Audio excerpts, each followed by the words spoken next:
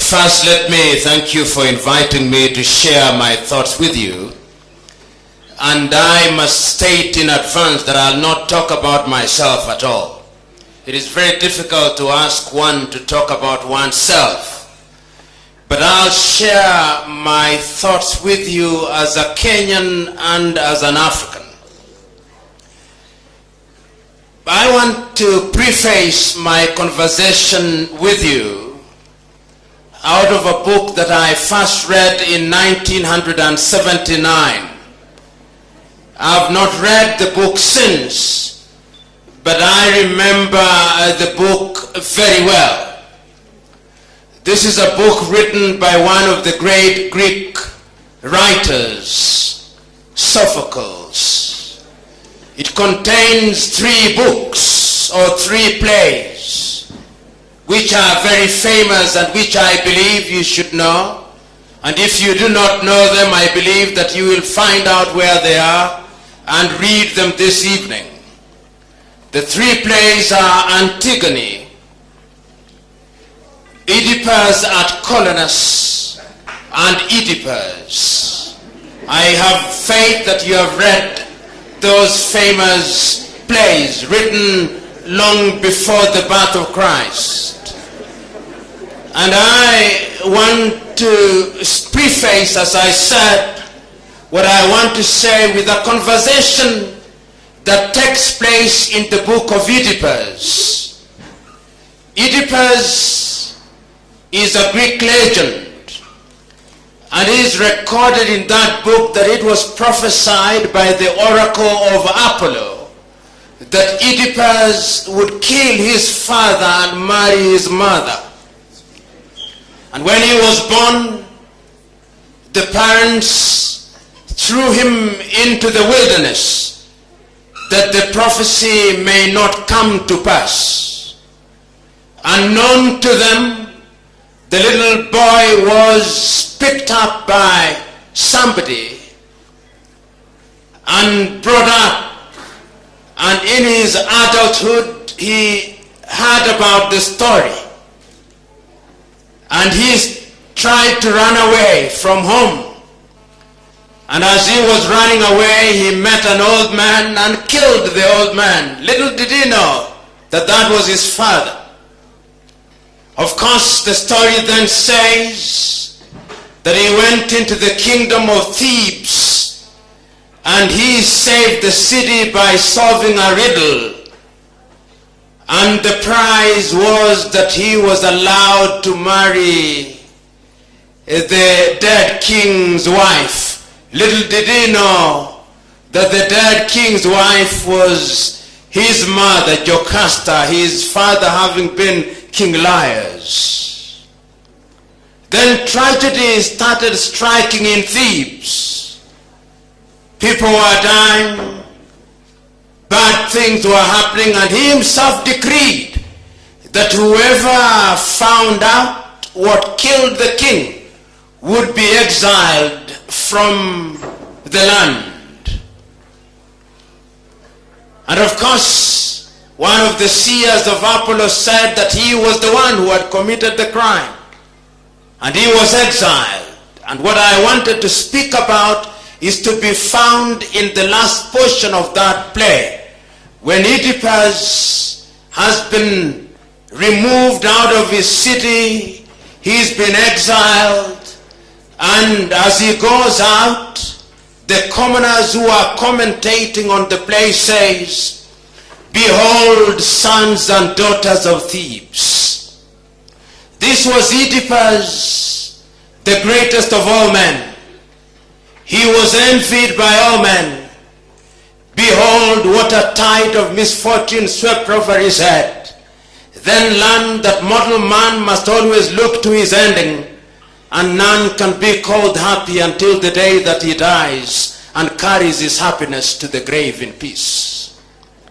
Why did I want to cite that? That is equally true that none can be called successful until the day that he or she dies and carries his success to the grave in peace. As long as we are alive, any claim that we are successful is not only arrogant but misguided. For the moment, what we appear to be doing is that we are on the right path. And what you should do is to pray that we should continue to be on that path. History has demonstrated times without number that men whom we thought to be successful betray you at the 11th hour. And therefore, ours is to be humble. I'm still with you in Greece. In those days of Sophocles, there also lived a great man, Socrates, of whom you know much. It is recorded that the oracle of Apollo wanted to determine who was the wisest man in Greece. And he sent out one of his oracles to go out in Greece and determine who was the wisest. In those days, Greece was known for many great things. The great writers of the time. If it was not Sophocles, it was Aristophanes. If it was not Aristophanes, it was Socrates or somebody else. When the oracle went out, the oracle came back and said that the wisest man in Greece was Socrates. And the only reason why the oracle arrived at that conclusion was when Socrates was asked, "What do you know?" He said, "The only thing that I know is that I know nothing." It is his humility that set him apart as the wisest man in Greece. So I too come here by saying the only thing that I know is that I know nothing. But progressively and consistently, I try to understand my environment. And this started very early on when I was a student. Nowadays I see students of Nairobi University. I was in 1984 and 1985 the chairman of the Students' Organization of Nairobi University. And when I campaigned to be the student, I did not spend a single cent. Today, I hear that students spend 10 million and I wonder why. In other words, I'm trying to say that there is an ethic which is perverted, which now controls not only our country but our people. Last year, I was in Dar es Salaam. I was invited to Dar es Salaam to help some of my colleagues there with the constitution which will be subjected to referendum in Tanzania next month, hopefully. And as I was traveling at the Julius Kambarage Nyerere International Airport in Dar es Salaam on my way back to Kenya, I had my bag. I had liquid in my bag. I wanted to check it in, to carry it on rather. But they told me I had to check it in. It was not padlocked. I went to a young man who was selling padlocks. And I told him I wanted a padlock, and he asked me in Kiswahili, "Unaenda wapi huko?"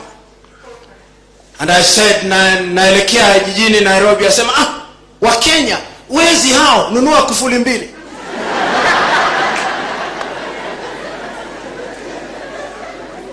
That tells you the image of Kenyans that is out there.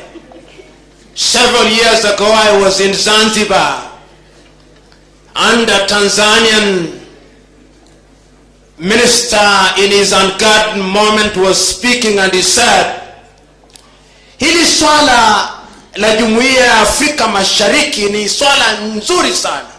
Kwanza, itapanua soko, itawawezesha wana wa Afrika Mashariki kusafiri, lakini kitu kinachotuogopesha ni wa Kenya. Kwanza kabisa, hawana nidhamu. Siasa zao ni duni na za kikabila. Tuna hofu ya kwamba wakiingia katika Afrika Mashariki watatuambukiza ukabila. Jambo la pili ni walafi. na wanapenda sana ardhi, tayari wanaimezea mate ardhi yetu. You may not, and in fact you are not supposed to like what I'm telling you, but I'm trying to tell you that that is the image that we have out there. On our side, what image do we have of Tanzanians? Lazy and polite. Polite. Equally of Tanzanians or Ugandans. But the question is, we claim to be a Christian country, 80% Christians. But whenever I go to church on Sunday, when the congregation is invited to take the Holy Communion, and their reverends here, they tell the congregation, we are in the house of God. But ladies, carry your bags, because there are people who may steal. Even in church, we steal. I said at one time in Mombasa that we live in a country where we profess the blood of Christ, but in truth the blood of ethnicity is thicker than the blood of Christ. Because when the chips are down, it is our ethnicity that counts, not our Christianness. You young men, when you are communicating via Twitter, via Facebook and other media, the venom that you spew out in the name of ethnicity is appalling and worrying. The question is, who are your role models? Today, there is a culture in this country which I call the sonkonization culture. The youth have been sonkonized, and I'm creating this word deliberately. What is sonkonization? Sonkonization is the process of acquisition of material wealth by means that are unknown and unfathomable.